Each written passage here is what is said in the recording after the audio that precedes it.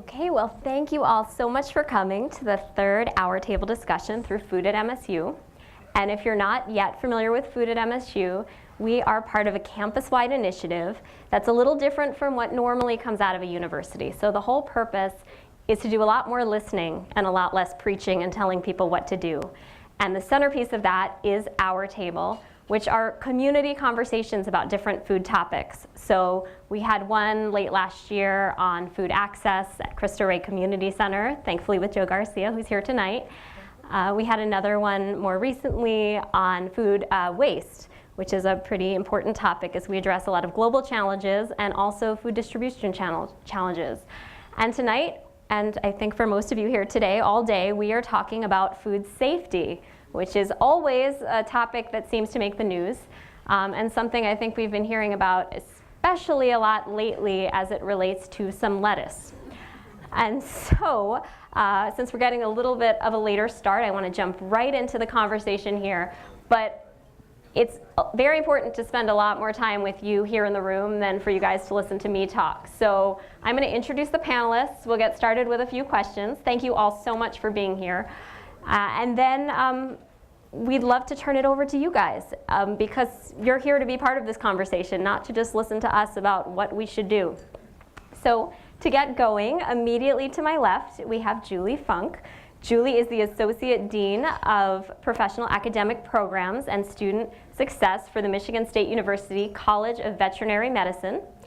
Julie leads academic and clinical veterinary programs with faculty and students, and she's also a professor in the Department of Large Animal Clinical Sciences and directs MSU's online food safety program.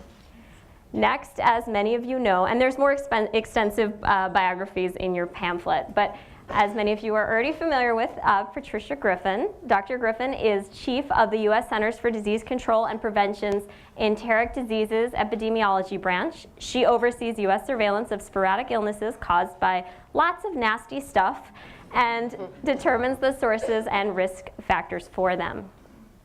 We have Sandra Walker next. She's the food program manager for the Michigan Department of Agriculture and Rural Development. She is responsible for the daily management of the department's direct food service inspection program. And thankfully, Sandra helps to assure statewide uniformity and accountability for internal food programs operations. And finally, we have Frank Yanis. Frank is Walmart's VP of Food Safety, and he oversees all food safety of Walmart stores, neighborhood markets, and Sam's Club wholesale stores. He's also a registered microbiologist, and Frank is responsible for the training and education of associates, food safety oversight of thousands of food suppliers, and many critical regulatory compliance issues. So all of these people presumably are keeping us safe and healthy, so thank you. So those were kind of my snapshot introductions. I thought it might be good just to begin by going down the line, telling everyone here a little bit, maybe 30 seconds, 2 minutes, whatever you're comfortable with, about what you do. So maybe we'll start with Julie and just go down. Okay. So currently what I do is help oversee academic programs and student success for veterinary students and veterinary technology students who many people don't realize have important roles in food safety. I also, from the standpoint of my research side, my research is on the epidemiology of foodborne pathogens in swine. So I've spent a lot of time looking on farms about how to control those pathogens on farms. So I work at CDC, and CDC's focus is on people, on keeping people healthy, and on figuring out what's making them sick. And we try to figure out whether illnesses are increasing or decreasing, and why. Why do people get this illness? Can we get to the root cause of it and figure it out so that we can prevent it? That's what we want to do, prevent illnesses. As a food program manager, I'm with the state of Michigan under the Department of Agriculture and Rural Development, and basically what that means is air traffic control for our state inspectors. We're in charge of all things food safety-wise in the state of Michigan. We have 60 inspectors, food inspectors, and 6 regional supervisors, and we oversee food safety and licensing in the state of Michigan. We also have the charge of all food, but we rely on our local health departments to go into the food service operations. And we provide accreditation of those programs to make sure that they are in adherence to all the rules and regulations. So, in a nutshell, that's what I do. Very good. And I like to think of myself as a public health professional, happen to be working in the private sector as opposed to the public sector. But most of you know Walmart, pretty big retailer. We're operating in about 28 countries around the world. Close to $500 billion annually in revenue. Over half of that comes from food, so we buy and sell a lot of food. Tens of thousands of food suppliers, about 2.4 million employees or associates around the world, 240 million customers a week. And so with that comes a very important responsibility to ensure that the food that we're selling is safe. And so at the end of the day, I like to think that my role is primarily to try to influence the behaviors of a lot of associates at Walmart to make sure that you have a safe shopping experience. All right, well, let's jump right in. I guess I'll say my first question to you, Julie. Food safety means a lot of different things to a lot of different people. I think even here in the room, we might have some different ideas about what it means. So what should we be thinking of when we're thinking of food safety? Well, I think about it relatively simplistically. I mean, food's a basic need. It also, as evidenced by us sitting around this table, has a really strong social component. It is really a very important part of community as well. And you should just simply be able to meet your basic needs, celebrate with your family, maintain your cultural norms, and keep your society strong when you eat food and not have to worry about whether you're potentially going to be ill or have negative effects from it. Okay, well, I think to everyone, we hear about outbreaks and contaminated produce a lot, especially as it pertains to many of us and our families and communities getting sick. So why is it so difficult to ensure the safety of fresh produce? I'll take that one. That's a good question. I mean, it's very difficult, but you have to understand, and you can look at the lettuce outbreak and that. By the time you discover that something's wrong, the lettuce is close to expiration.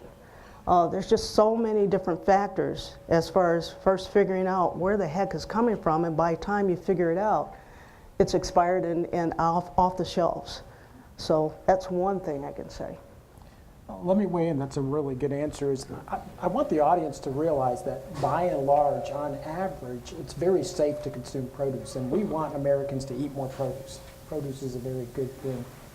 But occasionally when the food scares or outbreaks do happen, they're predominantly associated with produce items. But a couple of reasons, when you think about fresh produce, we don't all want to eat canned produce, right? You don't? And so it's fresh, it's grown outside, it's subject to contamination by air, water, soil, animals.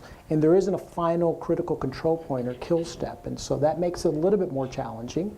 And as Sandra mentioned, when the outbreaks or illnesses do occur, we don't have good tracking and tracing systems as evidenced by this Romaine incident 4 weeks into it, and we can't track it. And so it's really hard to get back to root cause analysis and understand what happened. But like Dr. Griffin, I'm optimistic that things are going to get better, and I think we're going to see better traceability systems that will in turn lead to better root cause analysis and prevention. But produce is very challenging. Okay, well, I'll turn back to Sandra because I'm sure I don't have to tell anyone here that Michigan is a huge state in terms of food and agriculture.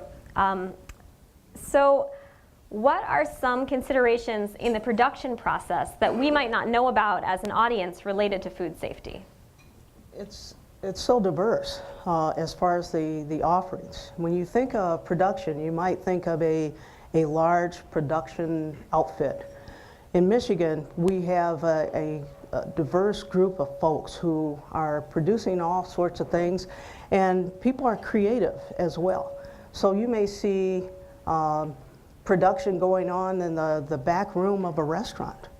You may see all sorts of ideas from chefs that decide, hey, and we've had this. I think I want to make the food look brighter, so let me add some nitrates to it, not knowing that there's an inherent danger in doing that. So we have a lot of diversity in Michigan. As far as agriculturally, we're number 2 as far as the most diversity as far as crops and offerings. I mean, we have blueberries, cherries, apples, you name it, asparagus, and the asparagus season is starting now. So there are there's a lot of diversity and a lot of challenges, and you find it in unique areas within the food industry. Okay. And eventually, all the food produced, well, no, actually 60% of the food we produce in this country reaches consumers. 40% gets wasted, but that was a different session. But an important one. But an important one, and there's a lot of steps being taken to reduce our food waste, thankfully. But Frank, back to you. You're a microbiologist, and you're responsible for food safety at a global company, so that is a lot of stores and a lot of food. How do you ensure that every step possible is taken to keep our food safe? Well, you got to have a plan. It's not going to happen by chance or accident. So we have very thoughtful, deliberate strategies and plans to try to prevent harmful food from reaching customers. For us, it begins with number 1, making sure that we do everything possible to reduce contamination early in the supply chain. Those are the requirements that we have on our suppliers, whether they're large, international, private brand, or small. Occasionally, we'll work on more specific interventions for certain products that are known to be associated with pathogens. For example, we rolled out a poultry safety initiative to try to reduce salmonella on chicken parts. Secondly, then we have to reduce the retail risk factors, and that's what happens in our stores and clubs and the preparation procedures. That's a whole host of issues ranging from how do we design stores and clubs, how do we select the right equipment, how do we make the work simple, training and education, inspections. A third thing that we do is make sure that we're always in compliance with regulation, and so making sure that regulatory compliance is a smart focus of what we do. A fourth thing is to try to manage emerging issues. There are a lot of emerging food safety issues these days, ranging from food waste, sometimes associated with food safety when you think about use-by dates and code dates, to antibiotic resistance in foods. And then the last thing that we do is try to drive international consistency. As I mentioned, operating in 28 countries around the world, safe food isn't good for just some consumers in some countries. Safe food is important for all consumers everywhere. And so we work on trying to standardize and doing things one best way where we can. And should we be paying much attention to those expiration dates and sell-by dates and best-by dates? In general, the best answer is it depends. If it's a perishable product that might proliferate harmful pathogens, you should, but by and large, it's a shelf-stable product that's generally there just for quality and not safety. And Walmart was one of the pioneers leading a date labeling initiative where we actually surveyed customers and found out the terminology that made most sense to them, that this food was only dated for quality reasons, not safety, was best if used by. And so we standardized all of our private brands. We're happy to say that the Grocery Manufacturers Association picked that up, and now that's a requirement. And so we're standardizing the way date labels happen on foods that are only dated for quality, not safety. I'm glad to hear that because I find it confusing myself. But turning to Patricia, we have new technologies changing the way we understand foodborne disease outbreaks and detection and identification. So I was wondering if you could tell us a little bit about whole genome sequencing. So whole genome sequencing is a great new technique, and it's getting cheaper and cheaper. And as I've mentioned earlier, we're planning to do it for all the pathogens, all the bacterial pathogens that can be transmitted by food. And with whole genome sequencing, you actually know the genetic makeup of the bacteria, and you can predict what it's resistant to. And you can find all the virulence factors. You can determine the serotype of Salmonella, and you can tell whether the bacteria isolated from one person is the same as the one isolated from another person that may live 1,000 miles away, and whether it's the same as one isolated from a particular food. So it lets us more clearly link people and link illnesses to foods or to other sources. Because when we talk about foodborne disease, when people get sick, we don't know if it's from food or from the environment or from water or from contact with an animal. So part of what the sequencing will help us in our usual jobs of doing is figuring out what is making people sick. And if it's the food, what kind of food is making them sick. So if I'm understanding correctly, like 50 years ago, we were looking a lot more for correlations between who's getting sick where and asking them all these questions about what they ate when, frankly, I can't remember what I ate yesterday. Whereas now we can use this genome sequencing technology to pinpoint a lot more about what the root cause might be. Yeah, but we still need those interviews with sick people. You absolutely need that. If you just have the sequencing data, you may make some guesses. You may say, yeah, this is the sort of organism that we've gotten out of cattle. But you know, that person may have gotten sick because the cattle feces got into the water or got into the environment, and they got it from eating parsley. So you really need to talk to sick people, and you need to talk to them quickly, and you need to get good information from them. Had they recently traveled abroad, and did they bring this back with them?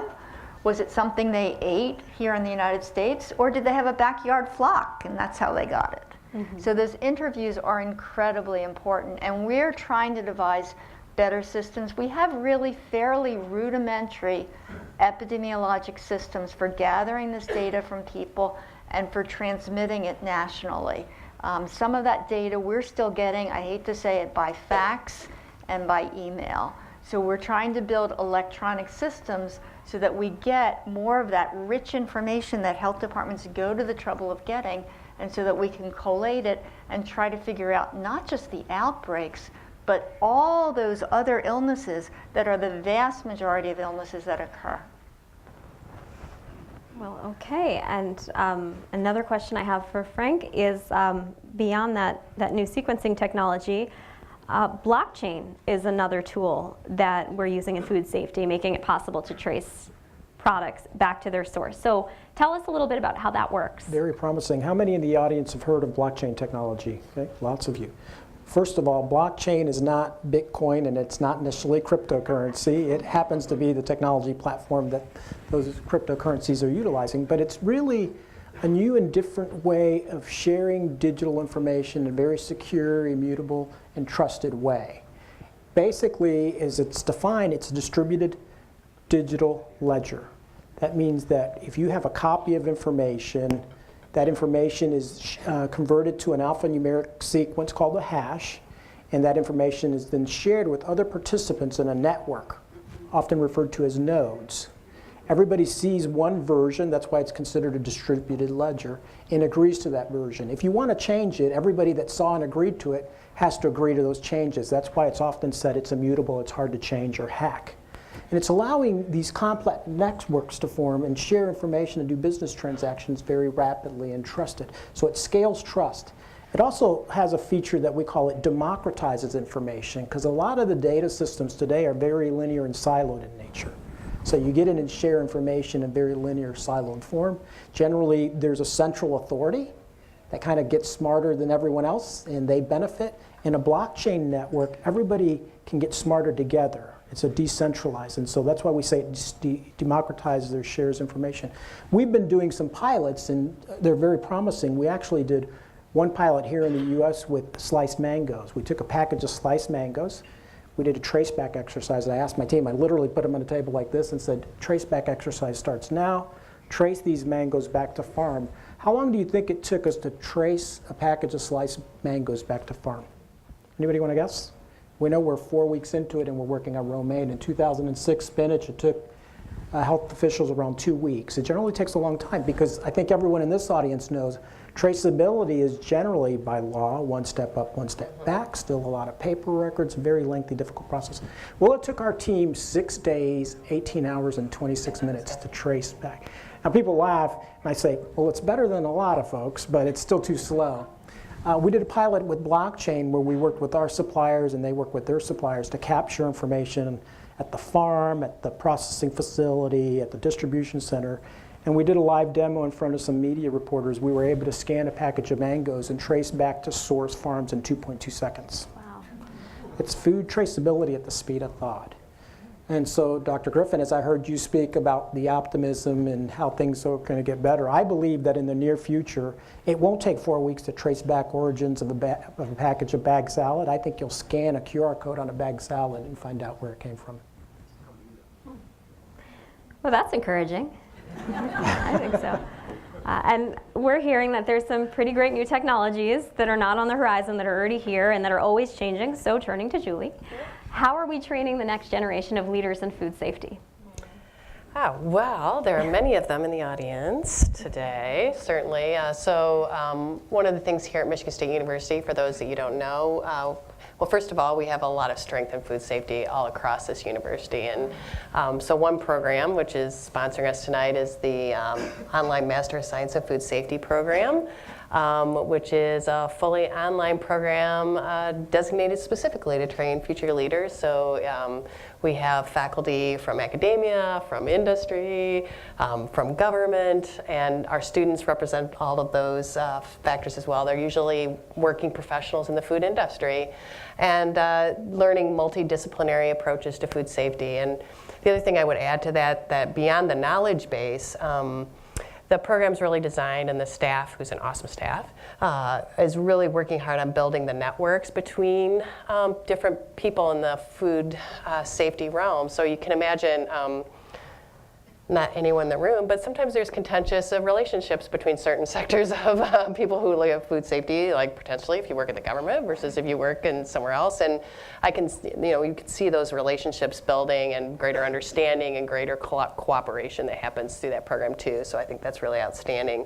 Then I'll just say, certainly across this university, because of our strength in food broadly, there's all sorts of development across this institution, both from basic discovery that happens in basic research and understanding pathogenesis and detection methods and how to help get bacteria off of lettuce and detect it more quickly, how to talk about it in the social sciences realm, and how to work through that, communications as well. So the one real strength I think here too is the understanding that food safety, though understanding the microbiology, hey, I'm an epidemiologist, I think that's really important too, but also all the many disciplines that have to come, I was just going to say to the table, and to the table, to help build a safe food culture. So those are the many ways here.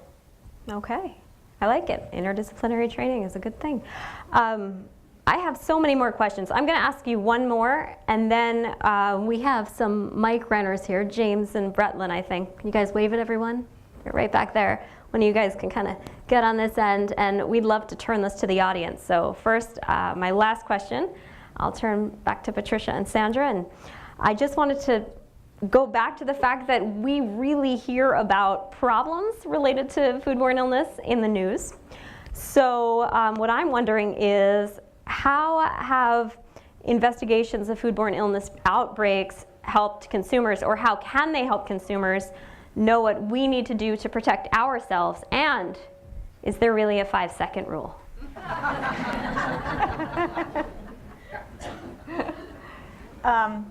Well, outbreaks clearly link illnesses to a particular food.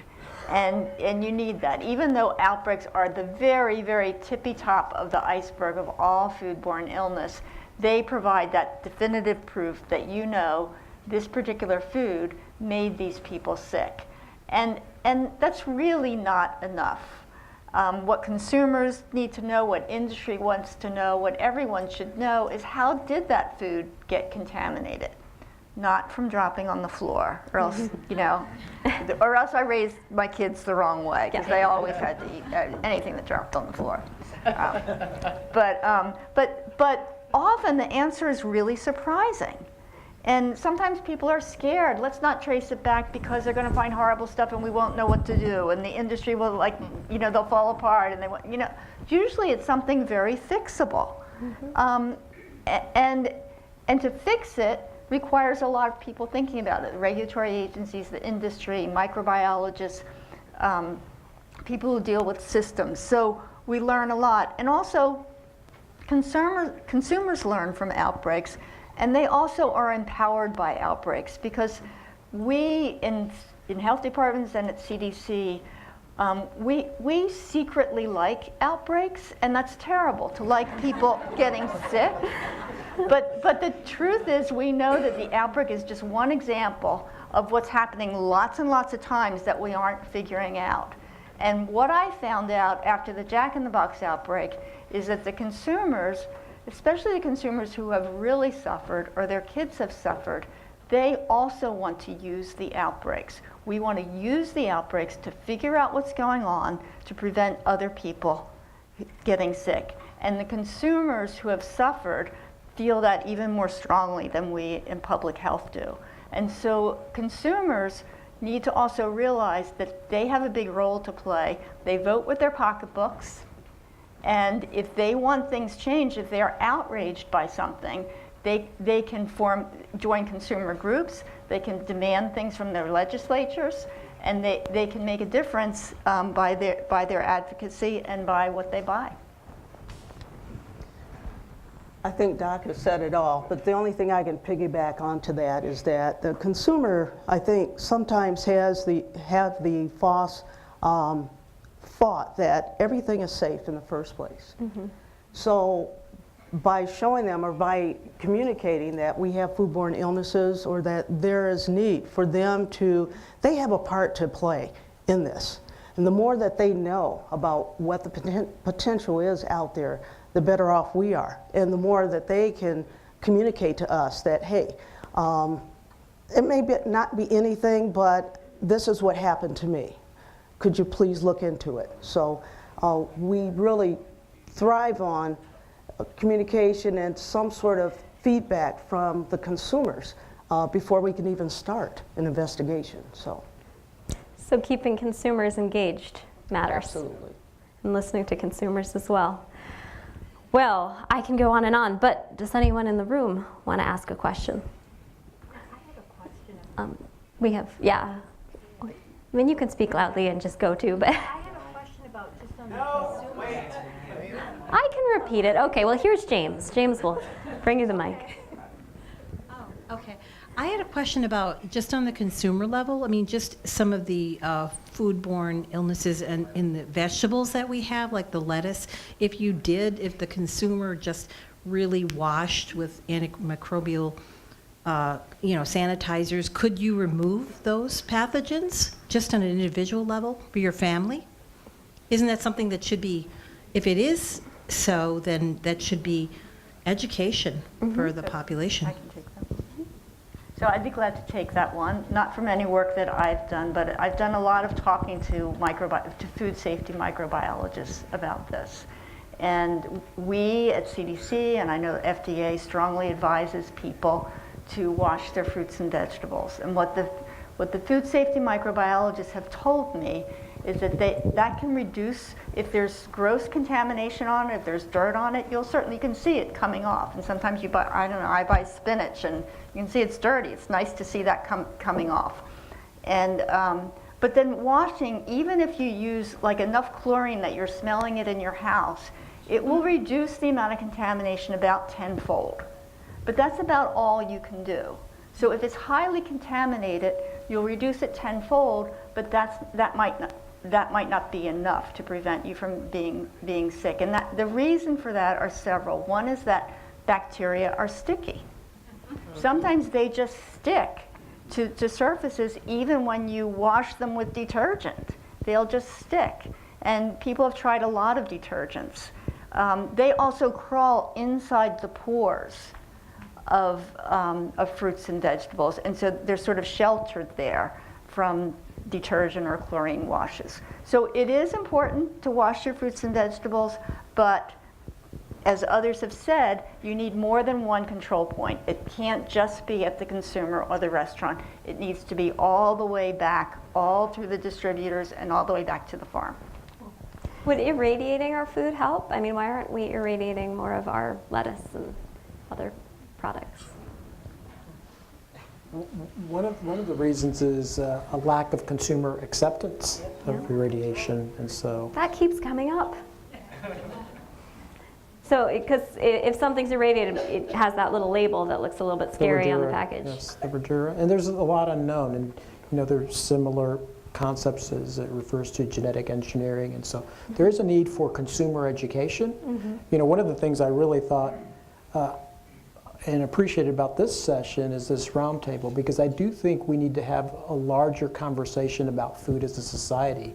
If you rewind 100 years ago just about everyone in society would in some way, shape, or form be involved with food production. But you fast forward 100 years and we go into the modern retail establishment, buy food without knowing necessarily how food is produced and the technologies that are used. And so I think we need a larger conversation about food as a country, and there needs to be a lot more consumer education. At the end of the day, I think you stated at the beginning, food is personal. So I don't think we ever want to be in the business of telling people what they want to eat and how they need to eat it, but they do need to know a little bit more, and then they need to be offered choices. Couldn't agree more. And I'll just add to that, one of the projects with Food at MSU that we're also doing is national polling, looking at American attitudes on a variety of food topics, from food access to labeling to trust and scientific expertise. We've already seen that half of consumers, so 50%, say they rarely or never look for information about where their food was grown or how it was produced. In terms of topics like GMOs, over a third, 37%, didn't know that all food contains genes. So in a lot of these food topics, we're having these policy, well, it seems funny to us, but we're not exactly representative of the nation as a whole, and we're having these big policy discussions on things like genetically modified foods that are lagging behind the science, but we're keeping the public out of that conversation altogether. So in order to kind of move things forward, I think having these discussions, listening to each other, and communicating across sectors really does make a difference, or hopefully will make a difference. But you don't want to hear me yammer on, so who's got another question? Some years ago, when Rick Snyder was elected governor, the prison food service system was privatized in Michigan. And one consequence ended up being horrible quality control and safety problems. And I've got a question, Dr. Griffin, do you know, is that common to privatization? And Sandra Walker, who should be regulating or controlling or supervising that kind of food service, or who does? And maybe that apply. I'm curious about schools also, their food safety and quality. So I can say a little bit about food safety in correctional institutions. We recently reviewed outbreaks that occurred in correctional institutions. And there were a number of outbreaks. It's interesting, the types of outbreaks, many of them were quite preventable because they were caused by food being just left out for too long, which you can imagine probably occurs when you're feeding large groups of people. So I think a lot of them were quite preventable. A lot of what seemed to be good was there didn't seem to be many food handling errors, because I think a lot of prisoners get trained in food safety and then they come and work in our restaurants. So it's nice to know that they have a good training program in some prisons. But what we were interested in your question, like what's the regulation?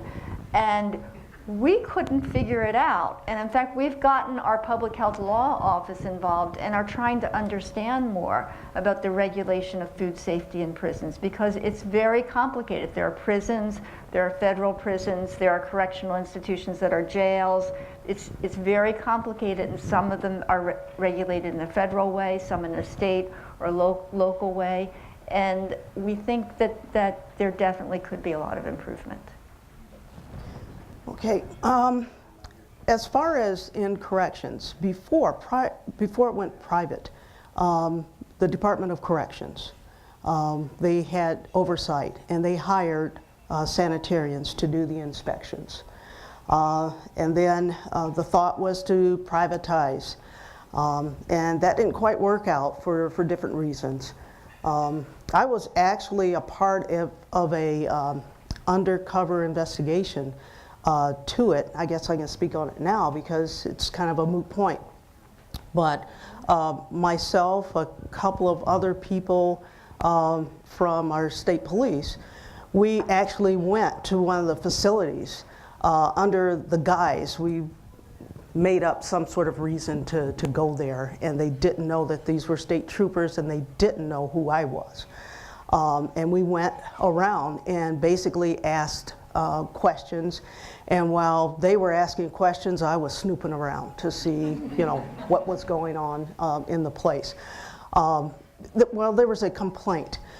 We did not find sufficient information on it, and this was something that was requested by the governor to find out. We were disappointed. We didn't find anything. However, later there was a scandal or whatever that caused the governor to rethink that and revert back to corrections. So the Department of Corrections has oversight, and the sanitarians and any of the sanitarians or inspectors in the state of Michigan follow the same food code and the Public Act 368.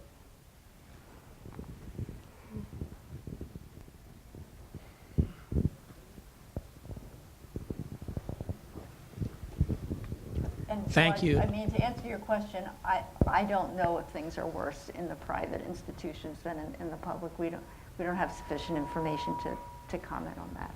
So. Thank you. We spent a lot of time talking about microorganisms. We have not talked at all about viruses. There's one virus in particular that we have a solution to, and that's hepatitis A. And yet it feels like the food industry or regulators are not willing to take the step of requiring immunization. Can I just get your thoughts on that? That question is to? All of you, the whole panel. Well, you know, That was a good. hepatitis A, we have a lot going on with regards to hepatitis A. We can't force people to take shots. We can only highly recommend them. So, I mean, you have, you know, the freedom to choose whether you take those shots or not. So, as long as we have that, you know, that freedom, we can't force people to take the appropriate immunization shots.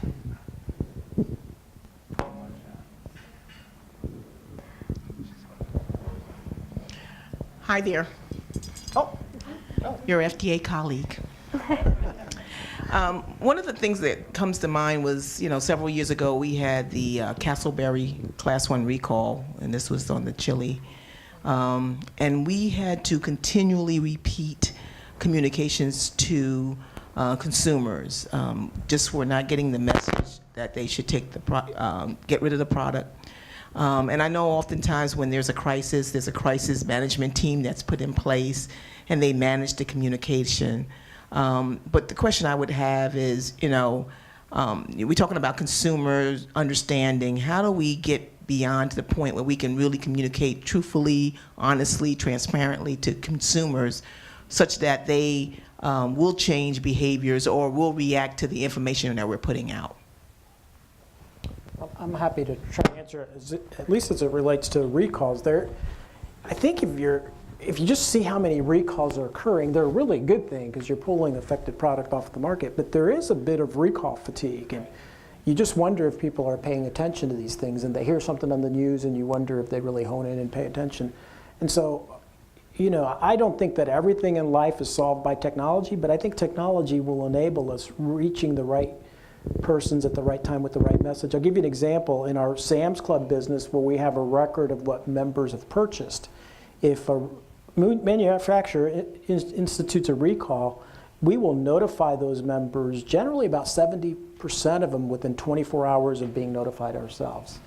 And we do that in a variety of ways. If they've declared their emails, we'll contact them by email. If we don't have their email, we'll try to reach them by phone and use a few other methods. And so when we have a record of what someone purchased, I think in terms of where the world is going, where we're going to be buying and ordering more products online and picking up at the grocery store, we're seeing that we have a lot more records now of who purchased what. And so we can target those recall communications. And if you think about what I just mentioned about blockchain technology, I think that'd be another way to actually push out. Think about flour. Flour has been implicated in a few outbreaks over the past couple of years.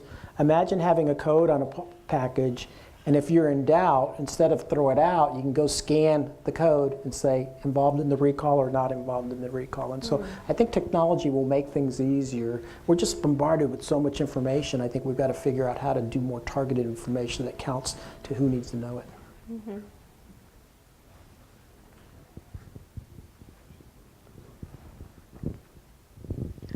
Thank you so much for this very interesting talk. A comment about root cause. Humans are about 100%, 99% microbiome genetically. We are genetically 1% of what we think we are. And so root cause also has to do with the microbiome and the incredibly generally poor diet of Americans. And so what you're seeing as these outbreaks is a peak of, is the peak of a huge iceberg of disease based on the loss of diversity in the microbiome. So it isn't just the bugs, it's us. Yeah, I think that's an interesting point. When I first started at CDC, we would investigate outbreaks and we'd look at the risk factors for people getting an infection, and you'd investigate. A lot of times it was single state outbreaks. It would be sort of an outbreak in a group. Everybody ate the food, or a lot of people ate different parts of the food, and the attack rate might be 30%. It wasn't 100%. So there are a lot of people who ate the food who didn't get sick, but we could still show that people who ate the implicated food were more likely to eat it than people who didn't get sick. But the question we didn't focus on as much was what protected those other people? And that's a really interesting question. And I think the microbiome can help start, as we start to be able to explore that a little more, can help us to answer the question is, if you have a really healthy diet, if you do certain other things, can you help to protect yourself? We certainly know that even if you took an antibiotic a month ago, you're screwing up your microbiome, and you're more likely to get sick from that salmonella that you swallowed today than the other person. But I think we'll be able to explore the power of our microbiome in the future a lot better than we could have decades ago.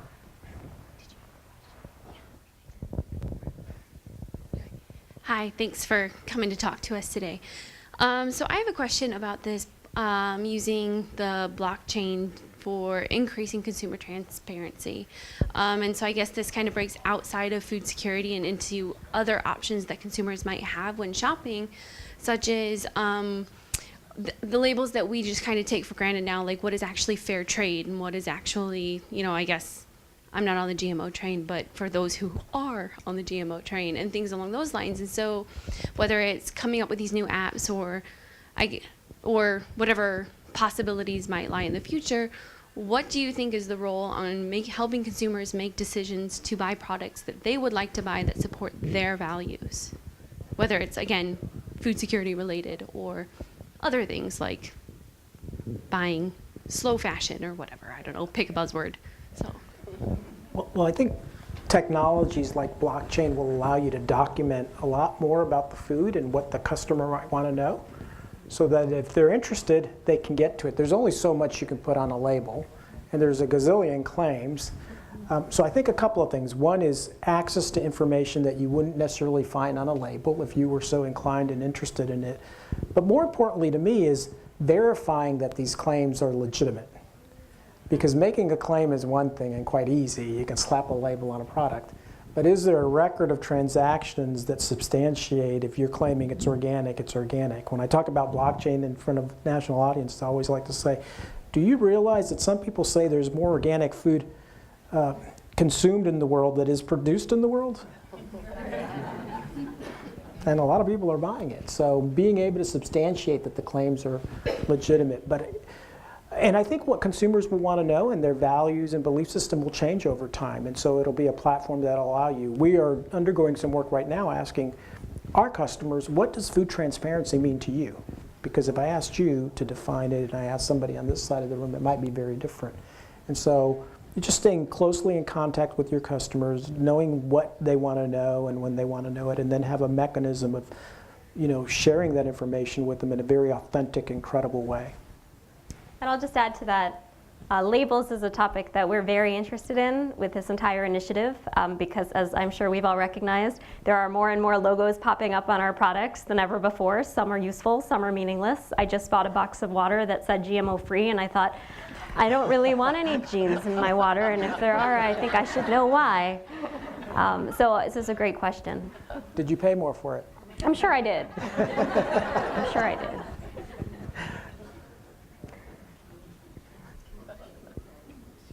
I've got some things I want to sell you after the. I just have something to mention. I did my graduate work in what causes a consumer to make a food purchasing decision. And I have been sitting around waiting. I'm many, many years retired. Why they haven't come out with some guidelines on eating cooked romaine lettuce, because it would be so much safer. When I was in Italy, I had cooked romaine lettuce pie, and it was delicious. You know, I went to Italy, and I'm going to tell you right now, anything you eat there is good. I'm just saying. And drink. And drink.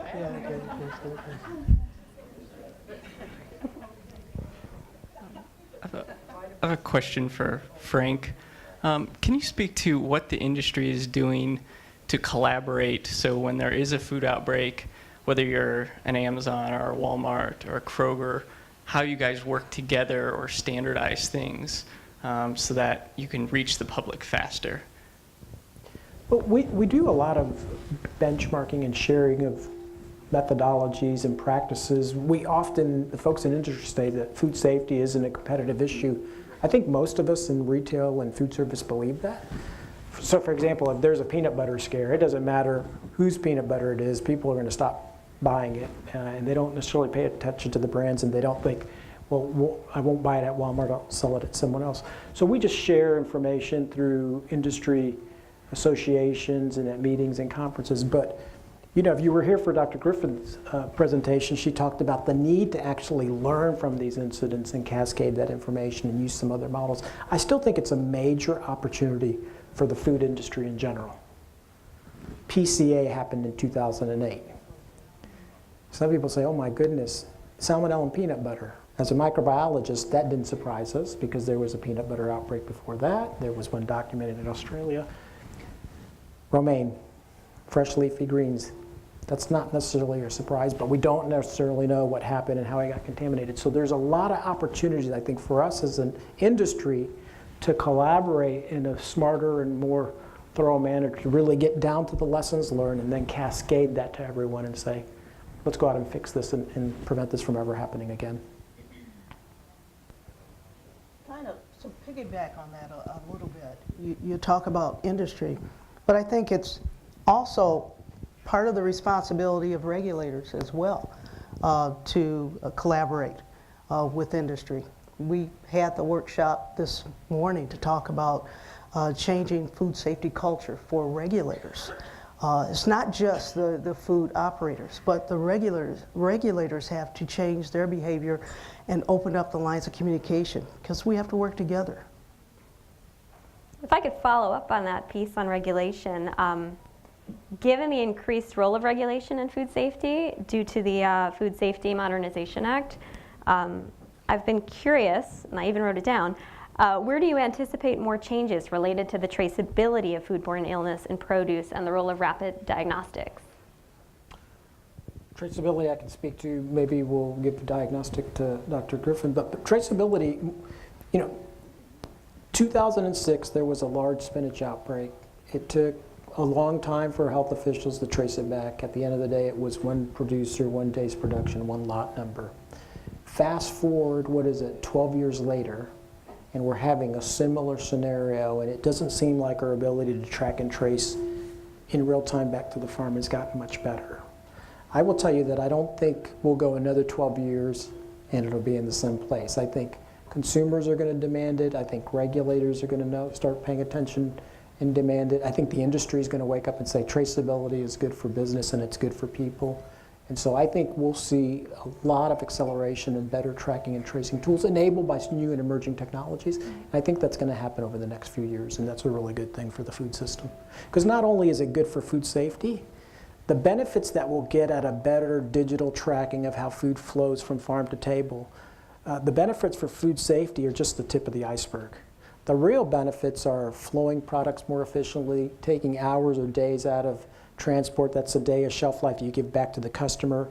You know, fresher food products, reduce food waste, more sustainable production. And so if you look around us in society, everything is becoming digitized.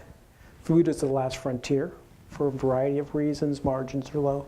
But I think we've now hit this cost model structure that I think now's the time that things will start becoming a little bit more digital on how food flows. You know, I think the Food Safety Modernization Act is really exciting. I mean, we haven't had something like that in this country before. It was passed in 2011, and it was so new, it took 5 years before it started to be implemented, and it's still not fully implemented. But it's going to be really looking at the processes involved with the production of our produce, our processed foods, and it's also looking at imported foods. So FDI has a really big task here, and industry also has a big task. It's going to be hard for everybody, but I agree with Frank. We're going to end up in a much better place with better traceability and better, safer processes. I can only agree with both. And add to that, FSMA is incredibly good as far as standardization. It's forcing industry to adhere to a blueprint. They have to have a food safety plan. So it gives them some direction on gathering information and knowing their business. So they'll be able to provide the answers if there is a trace back. They'll be able to do that. And it's not just the big players, but the mom and pops as well. And that only protects them down the road.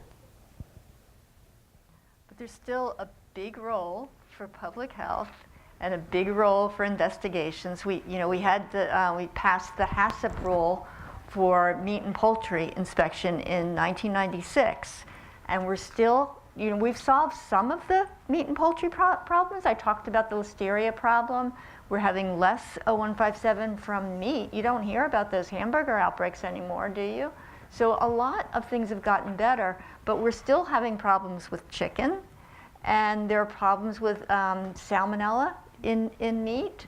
And so it's a process, and it's better regulations and better investigations, figuring out the problems, and new problems are always coming in. We're never going to have it all figured out because the microbes are, they're going to win. I mean, unless we let's just keep up with it all the time. They're very ingenious. They'll always find a way around any system we have. And so we have to be more and more alert to find those new problems that are coming in and to stop them sooner.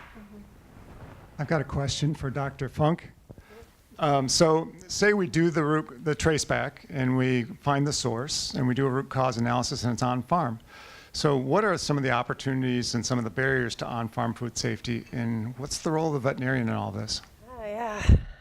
Well, maybe I'll start with the last question. So, I mean, certainly, and I mentioned this before, the veterinarian has a major role in food safety on farm, both in healthy animals to somewhat to this idea that microbiome, like healthier animals are less likely, some evidence that they're less likely to have other challenges as well, and also to help producers make decisions about good control of things like residues and other things. It is true right now that there are not a lot of on-farm interventions. Some vaccine usage in poultry certainly is going on, but it is true that there's not a lot of work and actual intervention at the farm level at this time. And I think there's some barriers. I think one of them is, producers fully understanding food safety. I don't think that there's a lot of understanding about things they can't see, right? They see disease in animals, and so they understand pathogens from that standpoint. When it harms their animals and it harms their production, they see illness, they get that. But this whole idea of this thing being in there and not seeing it. There's some certain barriers, to your point about potentially expanding vaccines, there's just some barriers about, without getting into the details, about how animal vaccines are regulated and the expectations and concerns about how those vaccines have been developed and whether they can be moved over for other purposes, because there are salmonella vaccines for animals, but they're all targeted at controlling clinical disease in animals, and that's a really different thing than controlling a subclinic, an infection by a salmonella that isn't showing any disease. Those are different things, and there's certain, I would love to see large, massive trials of that, because I think there's some things that would happen and would be improving, but there's some barriers from regulatory barriers that kind of make that difficult right now. I think if we could, there could be some regulatory fixes to help with that. And I also think that, straight up, so when I was a young veterinarian, a baby veterinarian, and I first went into practice, it was the first time so I was a swine veterinarian, so to give you some context. It was when first pork quality assurance came out. So for those of you who know that it was a voluntary program for producers to help decrease antibiotics or other chemicals being in meats, and just helping them understand how to have good quality product. And it was at the time where first the processor said, oh, we're not going to buy your product unless you're pork quality certified. And so I spent a lot of time with producers doing that. And honestly, producers are really open, but they need the education and they need the guidance. And also, quite frankly, an incentive is an incentive, right? And so I think all those things have to be aligned. The financial pieces have to be aligned. The right interventions, so producers really feel like they can do something that's meaningful, needs to be aligned. And the right tool sets, right? So we've got the regulatory pieces, the money pieces, and the right tools are all parts of that, but those barriers.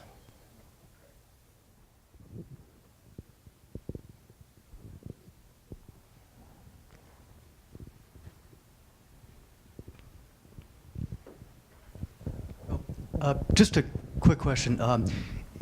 Is irradiation, is it potentially a silver bullet? And if not, is it due primarily to consumer resistance?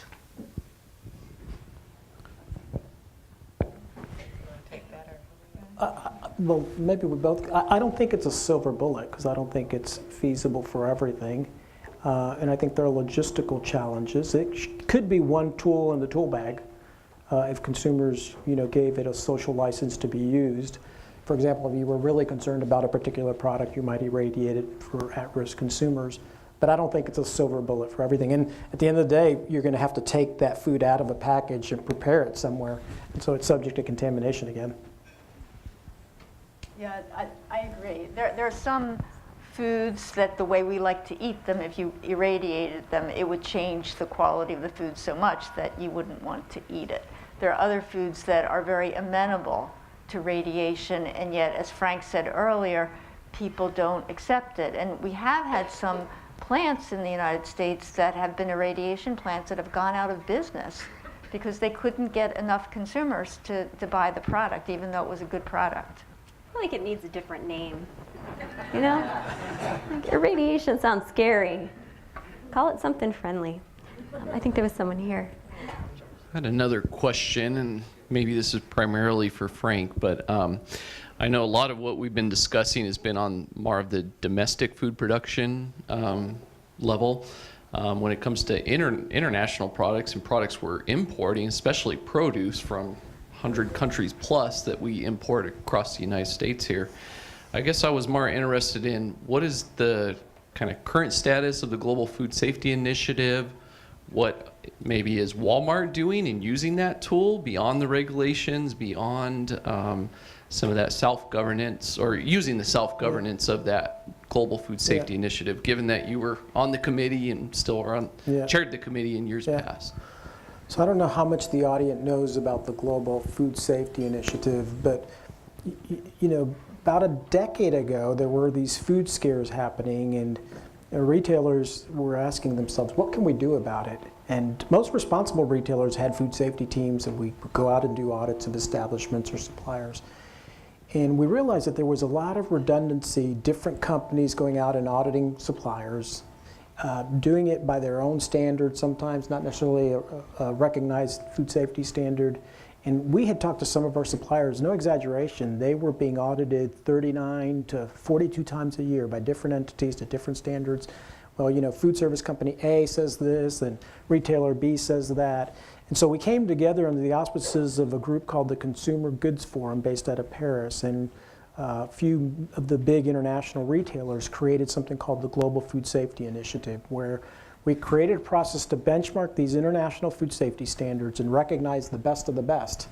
And we said to all of our suppliers, if you get certified to one of these standards, it'll be recognized by all. So we went out and did that. In 2008, there was a famous Walmart Dear Supplier letter that people like to refer to, and we sent it to our suppliers, and it was a big deal because suppliers said, we can't do this, it's going to add cost, it's going to be very difficult.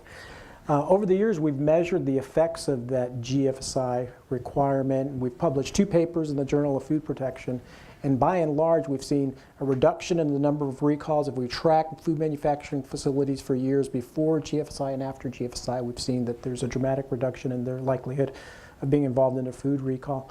We did a more quantitative global survey along with some other partners, and we said, and there's quantifiable evidence published in a peer-reviewed journal that said it improved food safety performance in those establishments, it enhanced regulatory compliance, it strengthened their food safety culture. So there is a role for the private sector to enforce good, industry self-standards on suppliers. Now, having stated that, we do not believe it replaces regulation. You know, there's a very appropriate role, but at the end of the day, it's industry's responsibility to ensure the foods that they're producing and selling is safe. We appreciate the regulatory oversight and the structure and the guidance, but I think it's made a big difference. We then went further and took these standards and divided them into 3 sets. 30% of the original standard, another 70% in totality and total certification. For those emerging markets and small suppliers, we knew they could never meet that full certification. We called that the Global Markets Program. And we've gone out in countries, developing countries around the world where we're doing business, and put suppliers on this step-stair program to be able to achieve full certification. For us and retailers that have been already on this path, it's really enhanced our ability to comply with FSMA. We find that FSMA compliance is very easy because we've been on this 10-year journey with the Global Food Safety Initiative. What Very good. percentage of those suppliers are participating? For Walmart? Well, no, I mean outside of Walmart, so other companies. I think most responsible large multinational organizations will be leveraging the Global Food Safety Initiative, but I don't know what percentage of total suppliers. For us, if you're a private brand supplier for Walmart, it's 100%. You know, if you're producing what we consider a more risky category, it's 100%. I can't speak for other retailers, but I think it's made a big difference in terms of improving food safety. But if I could just share one thing, I think it's wonderful, but it's one of these things that I hope you got out of the talk, which is, to me, they're generic food safety strategies. Everybody's got to have a preventative control plan. Everybody has to do a hazard analysis. Everybody needs to get an audit. I think the next wave of progress is exactly what you saw today, with its pathogen, food product specific kind of thoughtful interventions that are going to reduce the burden of poultry disease on chicken parts. It's going to reduce listeriosis in deli meats.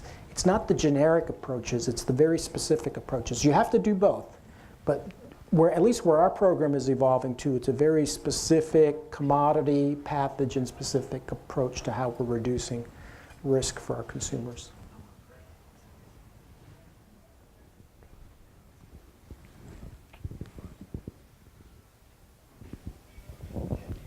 With the decreased use of antibiotic in animal feed, has there been a change in the type of diseases being seen in those animals now?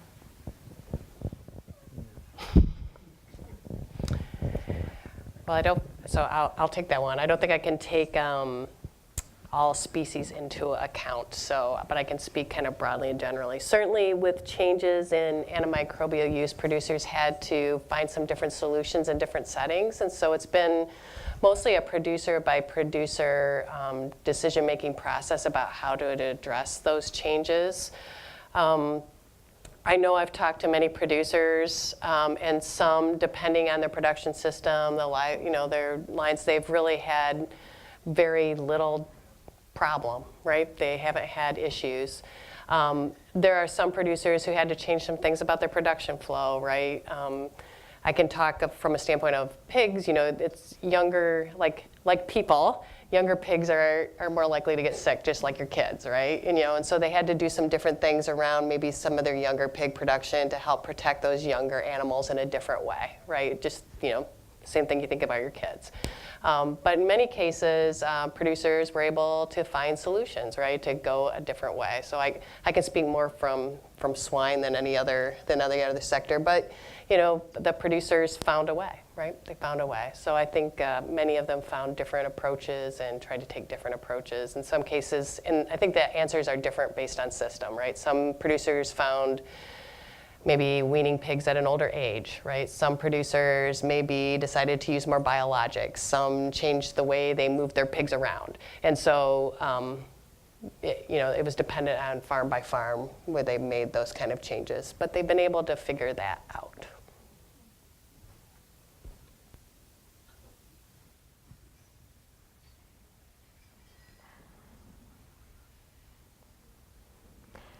Well, I think we've probably reached about the end of our program.